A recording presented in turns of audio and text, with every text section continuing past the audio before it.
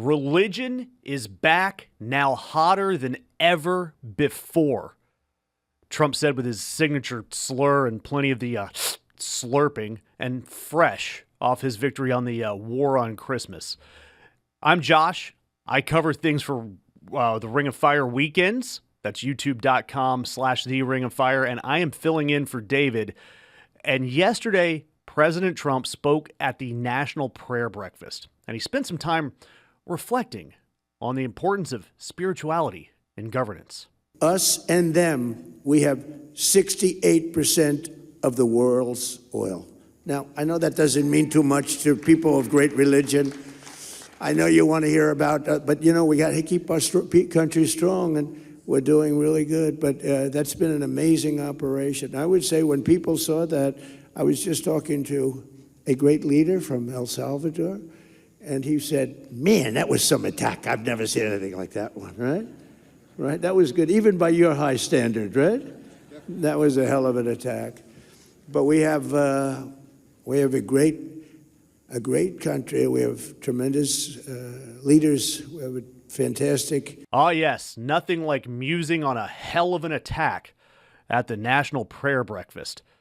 And look, Trump played all of the hits at the top of his speech. And you can tell that he went straight off the prompter and launched into rants about rigged elections, complained about Thomas Massie, mentioned Biden a few times, his tariffs. He launched into drill, baby, drill. Really, all of the things that a prayer breakfast should feature.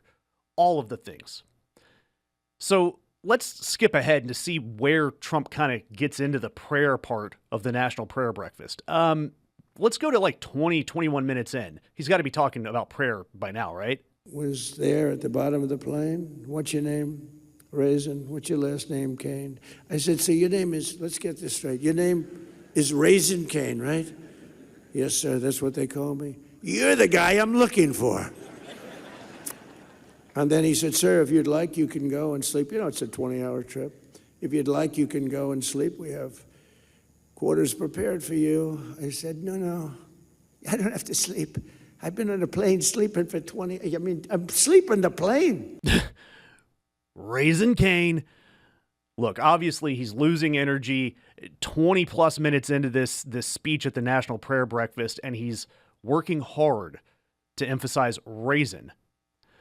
But a guy that carried something like 80% of the evangelical vote, he's got to get to religion and prayer somehow, right? He does, finally at the 34-minute mark of his speech, his remarks, he finally starts talking about prayer. And then I said, I'm coming back. And I got the Olympics and I got the World Cup. Right?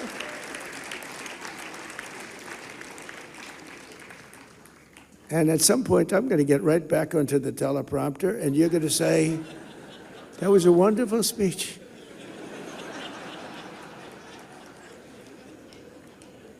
On that momentous day in 1776. This is so much easier. You know, it takes real talent to do the other.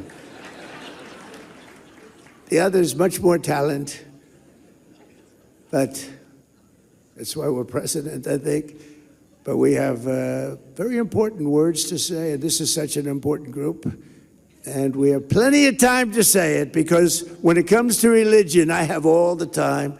I'm one of the few that say we have all the time in the world. But on that momentous day in 1776, history changed forever when our founders proclaimed the immortal truths that echoed around the world and down all the way through time. They declared that all of us are made free and equal by the hand of our Creator. A lot of presidents refuse to say that. They refuse to say that. They refused to say that. Trump having to get back on the teleprompter, probably getting signaled by somebody that he had gone 30 plus minutes about attacks and oil without actually talking about prayer. Look, up on stage, President Trump spends time taunting the president of El Salvador to his face. And the president of El Salvador also spoke at the event, but Trump was saying that El Salvador only sends bad people to the United States. Absolute horror show. If you are someone who's watching this and going, my God, what is this guy talking about? But to me, and this could be a joke, and Trump spent a lot of time trying to explain his comments away as jokes, but to me, there's a couple of things that stand out about Trump's comments on religion, not his wild rants about everything else. So first, I want to talk about what he says about Mike Johnson. How about that? Did you know that, Mr. Speaker? You know, Mike Johnson's a very religious person, and he does not hide it. He'll say to me sometimes at lunch, sir, may we pray? I say, excuse me? We're having lunch, you know, the Oval. It's okay with me. But he's a very religious person, and he is popular, and he's doing an unbelievable job. So I think God is watching over you. And I want to talk about how desperate you have to be for power. Think about what he just said about Mike Johnson. It's obvious that Mike Johnson's a deeply religious man, yet Trump openly mocks him and openly mocks his religious beliefs right in front of him. And Mike Johnson is the guy who has to sit there and defend Trump day in and day out. Look, I have no sympathy for Mike Johnson. None. But to sit there and mock his religion to his face, it says a lot about the character of Mike Johnson to have to sit there and go, I'm not going to challenge this man. He's spineless. So then Trump launches again into something that we've heard before, we thought before, but now he finally starts to admit it more openly. Robert Jeffress was on television in 2016 when I just sort of announced I was running. And he said, I know every candidate very well. There were 18 candidates, me and 17 others. He said, I know every candidate very well. And I know Trump a little bit. But he may not be as good with the Bible as some of them. He may not have read the Bible as much as some of them. In fact, he may not have ever read the Bible, but he will be a much stronger messenger for us, and he will get things done that no other man has the ability to get done. And I endorse him fully. And I said, you know, that guy, I didn't want to admit anything, but that was very interesting. And I think we've gotten more done, Paula, than anybody could have ever gotten done. What we've done, nobody else would have been able to do. He's never read the Bible. And he says that he's not going to admit to anything. This is the man who sells the Trump Bible. It's still available, $100 a copy. And they've got a First Lady edition, presidential edition, the Lee Greenwood edition. And he's admitting that he doesn't read the Bible. Yet just seconds later, he admits, or he launches a campaign saying that Linda McMahon, the former WWE co-lead, is going to endorse more prayer in schools. Just shattering the First Amendment. Absolutely terrible from a guy who has never read the Bible. And that's what gets me. Look, I'm someone who's a non-practicing Catholic. I was raised religious, and I've always hated performative religion. It's why I left the Catholic Church, because of their cover-ups of abuse and all sorts of things. And you go to a church service and they're more worried about the funds coming in the door than actually improving the lives of the people that are sitting in the pews.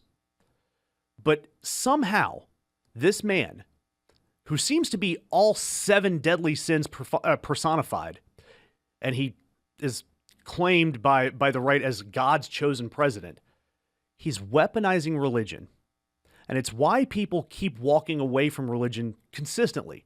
And the numbers have gone down since World War II. But the MAGA base, the Trump base, they keep propping him up. And look, we know that the Trump base, they don't have real beliefs on their own. Trump doesn't have his own real beliefs. They just believe in the cult of Trump. Maybe Trump's only belief is about aspirin or something. I don't know. But to see so many people, so deeply Christian people, blinded by Donald Trump's orange shine, no matter what he talks about, is concerning.